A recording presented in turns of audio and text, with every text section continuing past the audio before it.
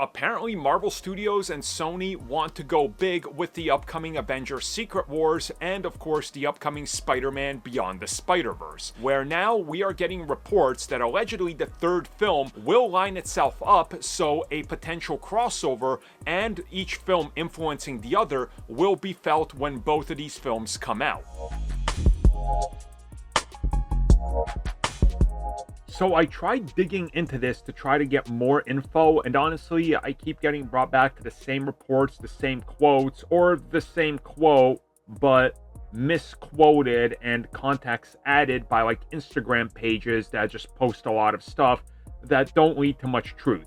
As far as I could tell by looking into it, it was Cosmic Circus and Alex Perez that stated that the idea is to have some sort of crossover and connective piece of something in relation to Beyond the Spider-Verse and the upcoming Avengers Secret Wars, and that might be why they're lining up to release in the same year.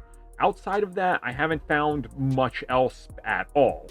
Now, this goes back to a rumor we heard a bit ago that there might potentially be crossover, and that the bigger idea is to take Miles Morales from the Spider-Verse films, if you will, and bring him into live action, played by a live action actor. Now, we've also heard this rumor before. We heard that he was going to appear in Spider-Man No Way Home. That obviously didn't end up happening.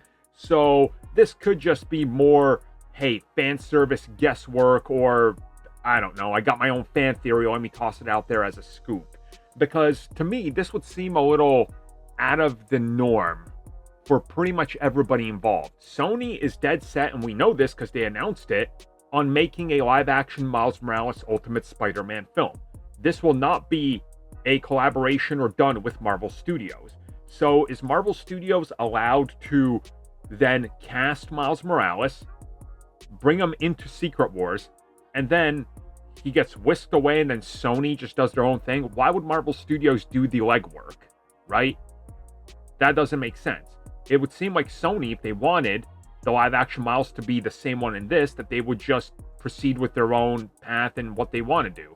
So to me, this just doesn't make sense. A lot of these rumors, coming from some of the very same people, are contradicting other reports that they stated a bit ago. So unless plans change, and you guys know how I feel about plans change, in case you can't tell I'm putting that in quotation marks, I don't buy this at all. Do I think there will be more Spider-Man characters that appear in Secret Wars outside of Spider-Man and like his immediate MCU connections? No, I don't.